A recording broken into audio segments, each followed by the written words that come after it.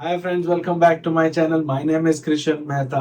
आजकल कितना इजी हो गया है ना कि हम कुछ भी ट्रांजैक्शन कर सकते हैं और वो भी चुटकियों में कर सकते हैं with the help of mobile. चाहे वो एक बैंक से दूसरे बैंक में पैसे ट्रांसफर करना हो या फिर कुछ शेयर्स का सेल परचेज करना हो। लेकिन जितना ही आसान हुआ है, कि आपको पता है इसकी टैक्स इम्प्लीकेशन क्या है? शेयर की सेल परचेज करने के ऊपर क्या टैक्स इम्प्लीकेशन आती है? तो आज मैं आपको इस वीडियो के अंदर बताऊंगा कि कैसे हम long term capital gain compute करते हैं या फिर short term capital gain compute करते हैं और उसके ऊपर क्या टैक्स रेट्स एप्लीकेबल होते हैं फ्रॉम इनकम टैक्स पॉइंट। चलो शुरू करते हैं। सबसे पहले आपको पता ही है कि गेन दो तरह के होते हैं, एक होता है लॉन्ग टर्म कैपिटल गेन, एक होता है short term capital gain. Short term capital gain क्या होता है? ये भी फर्दर थ्री कैटेगरी के अंदर डिवाइड किया गया है कि अगर हम शेयर्स जो कि लिस्टेड है किसी स्टॉक एक्सचेंज के अंदर या फिर यूनिट है किसी इक्विटी ओरिएंटेड फंड के, बिजनेस ट्रस्ट के, या जीरो कूपन बॉन्ड है, अगर आप इनको सेल कर देते हैं 12 महीने से पहले, तो उस केस के अंदर अगर आपको कोई गेन अराइज हो रहा है तो उसको हम शॉर्ट टर्म कैपिटल गेन बोलते हैं। इसके साथ ही साथ अगर आपके पास कोई अनलिस्टेड शेयर है और आप उसको होल्ड करते हैं 24 मंथ्स या उससे कम पीरियड के लिए, उसको ट्रांसफर करने के बाद अगर जो सा भी गेन अराइज होगा उसको हम शॉर्ट टर्म कैपिटल गेन बोलते हैं। अगर 24 मंथ्स के बाद जाके हम उसको सेल कर रहे हैं तो उसको हम लॉन्ग टर्म कैपिटल गेन बोलते हैं। और जो थर्ड कैटेगरी के अंदर आ गया कि अगर कोई unlisted securities other than shares like unlisted debenture है, कोई बॉन्ड्स है, तो उस केस के अंदर क्या होता है? तो उस केस के अंदर 36 मंथ्स का टाइम पीरियड है। अगर आप इस तरह की नेचर के जो भी सिक्योरिटीज होंगी जो कि लिस्टेड नहीं है, जो कि अदर देन शेयर्स हैं, तो उसको अगर आप 36 मंथ से पहले अगर सेल कर देते हैं तो अब आप उसको शॉर्ट टर्म कैपिटल गेन होगा, अदरवाइज आपको लॉन्ग टर्म कैपिटल गेन होगा। ये तो हो गया कि क्या शॉर्ट टर्म कैपिटल गेन होता है, क्या लॉन्ग टर्म कैपिटल गेन होता है। इसके अंदर एक और नेचर की सिक्योरिटीज होती हैं, जैसे कि मार्केट लिंक डिबेंचर्स हैं।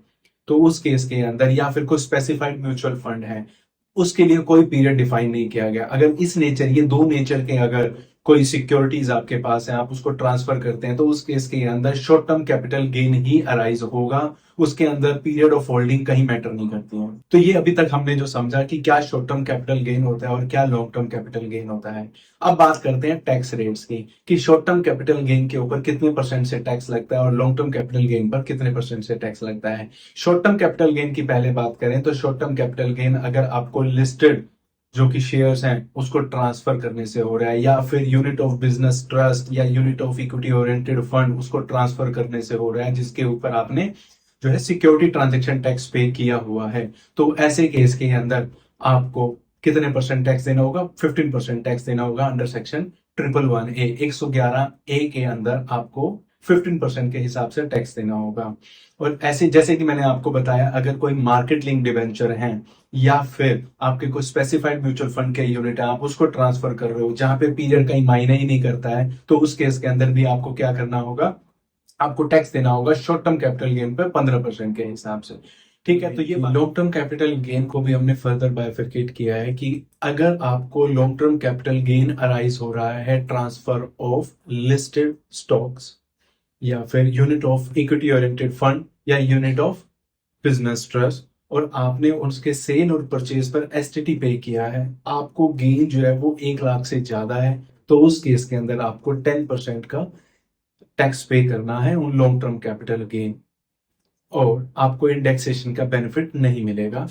और साथ ही साथ अगर आप लिस्टेड सिक्योरिटी को ट्रांसफर कर रहे हैं तो उस केस के अंदर आपको कितने परसेंट टैक्स पे करना है? आपके पास दो ऑप्शंस हैं, या तो आप 10% टैक्स पे कर दीजिए विदाउट इंडेक्सेशन, या 20% टैक्स पे कर दीजिए विद इंडेक्सेशन।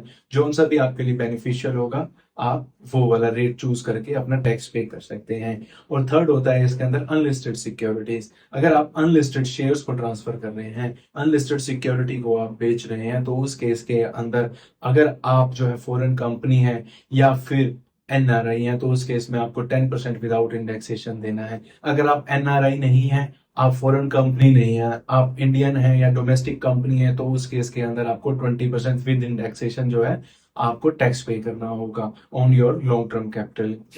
तो ये अगर आपको मेरी ये वीडियो पसंद आई है तो प्लीज लाइक करो, सब्सक्राइब करो मेरे यूट्यूब अकाउंट को और फॉलो करो मेरे इंस्टाग्राम पेज को। और हाँ, अगर आपके कोई क्वेश्चन है या डाउट्स हैं तो आप मुझे मैसेज कर सकते हैं मेरे यूट्यूब अकाउंट पर या फिर मेरे इंस्टाग्राम पेज पर। Thank you so much.